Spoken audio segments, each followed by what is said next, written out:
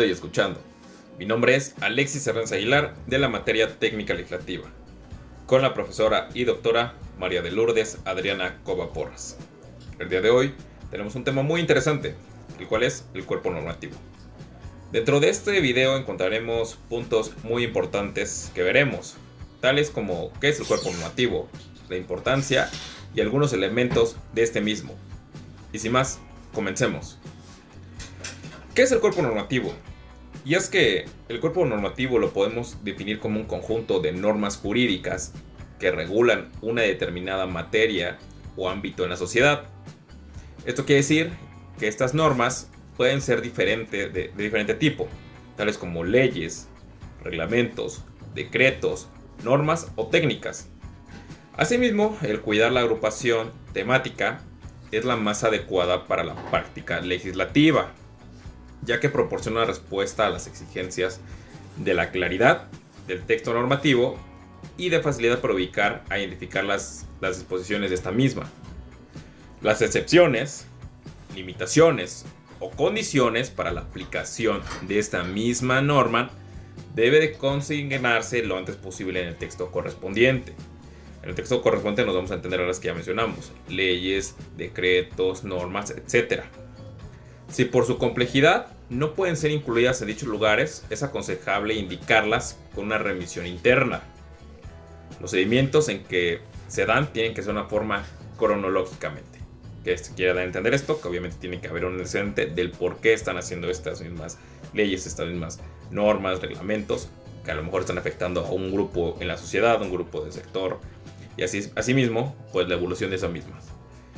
¿Qué es lo que va a regular? ¿Cuáles son sus efectos a mediano, largo plazo? Y pasamos a la importancia del cuerpo normativo en la práctica legislativa. Y es que el optarse por una estructura que facilite el acceso del destinatario a la norma. Estos pueden indicarse como las partes, secciones, títulos, etc. Y lo podemos encontrar en diferentes puntos, como la Constitución, que se divide por secciones, títulos y capítulos, o asimismo los códigos: el Código Penal del Estado de Puebla, el Código Civil del Estado de Puebla, o asimismo los códigos nacionales, que se van a subdividir por secciones, títulos y capítulos.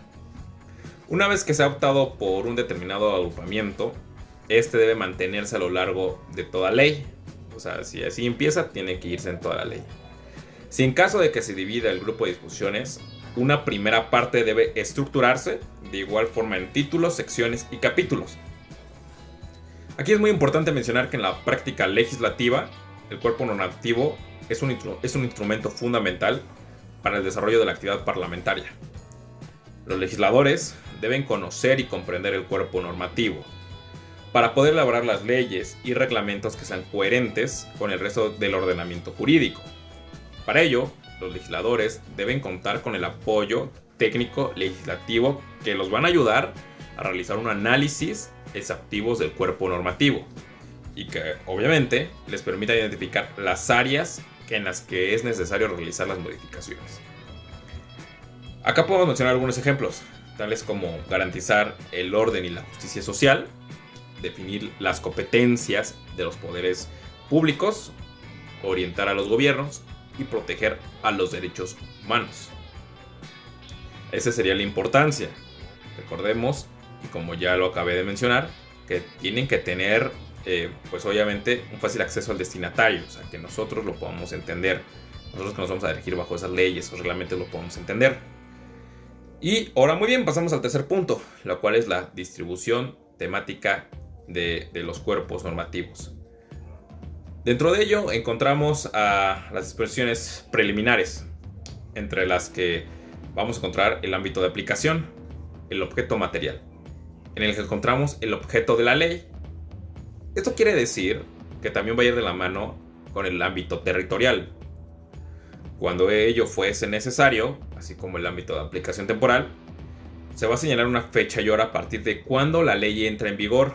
Por lo generalmente se figura al final del articulado.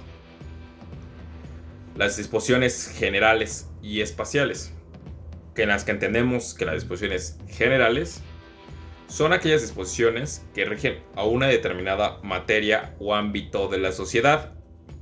de manera general sin hacer distinción entre los sujetos o las situaciones en las que se encuentren involucrados. Entendemos algunas características de estas, como el ámbito de aplicación va a ser más amplio, ya que las disposiciones generales se rigen bajo una determinada materia o ámbito de la sociedad de manera general, sin hacer distinción entre los sujetos o las situaciones que se encuentren involucrados. Una concreción mínima, las cuales nos va a decir que las disposiciones generales suelen ser de carácter general y abstracto, y no suelen ser referencia a situaciones o sujetos concretos. Y por otro lado, la flexibilidad, que ese punto me encanta mucho, ya que las disposiciones generales deben ser flexibles para poder adaptarse a las diferentes situaciones que se puedan presentar en todo momento y en todo entorno. Por eso es que me gusta mucho que menciona la flexibilidad. Y por otra parte encontramos las especiales. Las disposiciones especiales son aquellas que van a regular una determinada materia o ámbito de la sociedad de manera particular, haciendo distinción entre los sujetos de las situaciones que se encuentren involucrados. Tenemos características tales como una aplicación reducida. En este caso quiere decir que las disposiciones especiales rigen una determinada materia o ámbito de la sociedad de manera particular, así como una concreción máxima y una rigidez, que la rigidez obviamente se va a caracterizar bajo las disposiciones que suelen ser rígidas para poder regular de manera más adecuada las situaciones o sujetos concretos. Las diferencias entre las disposiciones generales y espaciales se basan en el principio de especialidad, que establece las normas especiales que obviamente van a tener una mayor preferencia sobre las normas generales. Se basa en el principio de especialidad, que establece las normas especiales que obviamente van a tener una mayor preferencia sobre las normas generales, cuando ambas se aplican en una misma situación. Pasamos ahora muy bien a las disposiciones orgánicas. En ella encontramos que son aquellas que se crean por los órganos. Recordemos que los órganos son las cámaras de diputados, las cámaras de senadores, y se disponen luego de las especiales. Asimismo podemos decir que estas son un tipo de norma jurídica que van a tener como objetivo regular la estructura, la organización y el funcionamiento de los órganos o entidades públicas. Estas suelen tener los siguientes aspectos, como ya les dije: la estructura, que obviamente tienen que ser emitidas por los órganos y sus funciones y competencias. La organización, que obviamente tienen que tener una organización por esos mismos órganos, y el funcionamiento, cómo va a funcionar esta misma. Por su parte, las disposiciones de procedimiento es cuando se deben incluir normas de procedimiento. Ellas han de consignarse luego de la creación del órgano, que habrá de aplicarlas. En este caso, las disposiciones de procedimiento tienen un lugar destacado en el cuerpo normativo, ya que son fundamentales para la aplicación eficaz de las demás normas jurídicas. Estas proporcionan un marco general para el desarrollo de los procedimientos y facilitan la comprensión y aplicación de las demás normas jurídicas que regulan los procedimientos. Podemos decir de procedimientos son un tipo de norma jurídica que tiene como objetivo regular aquellos procedimientos que deben seguirse para la aplicación de las demás normas jurídicas. Por su parte, las disposiciones sancionadoras. Acá llegamos a cómo van a sancionar, si es que llegan a sancionar esas leyes. Las disposiciones sancionadoras, cabe ubicar las normas de tipo sancionatorio. Es preferible que la norma sancionatoria se disponga luego de que aquella establece la obligación. Si ello facilita la comprensión y efectividad. Las disposiciones sancionadoras tienen un lugar destacado en el cuerpo normativo, ya que son fundamentales para garantizar la efectividad de las demás normas jurídicas. Estas proporcionan un marco general para la aplicación de las sanciones y facilitan la comprensión y aplicación de las demás normas jurídicas que establecen sanciones. Aquí encontramos características tales como que los sujetos sean responsables, las conductas infractoras, las cuales se deben entender como las disposiciones sancionadoras, que constituyen a conductas de una infracción, definiendo una característica, por ejemplo, y las sanciones, las cuales son las disposiciones sancionadoras, que establecen las sanciones que pueden aplicarse a infractores, definiendo una característica. Una vez que pasamos a las sancionadoras, ahora vamos a platicar sobre las disposiciones suplementorias. Siguiendo las normas sancionatorias, se establecen las disposiciones suplementorias. Todo esto va de la mano. Estas contienen disposiciones que, de ordenar la derogación o modificación de las normas, se procuran por la correspondencia de la ley redactada con el resto del orden jurídico vigente. Ellas no deben de incluir una norma alguna que expresen de manera general, derogarse todo lo que se opone a lo que se presente. Cada redactor se opone a la presente. Obviamente debe de contribuir a la depuración del ordenamiento jurídico, expresando con claridad las normas que el texto modifica o tenga. Por su parte, las disposiciones transitorias son las que son necesarias para el transitar de esta ley, de esta norma, el paso de un régimen a otro nuevo. Estas normas pierden su vigencia cumplida la transición o una vez cumplido el plazo que ellas mismas determinan. Las disposiciones transitorias son normas jurídicas que se incluyen en un cuerpo normativo para las situaciones especiales originadas con motivo de su expedición, aplicación o bien una abolición de las nuevas leyes y sus efectos en relación con las otras. Estos van a tener un objetivo de facilitar el tránsito, por así decirlo, de un orden jurídico a otro, garantizando la seguridad jurídica y la protección de los derechos adquiridos. Pasamos ahora muy bien al artículo de forma, y es que el artículo de forma o de estructura es posible que solamente sea una sola norma.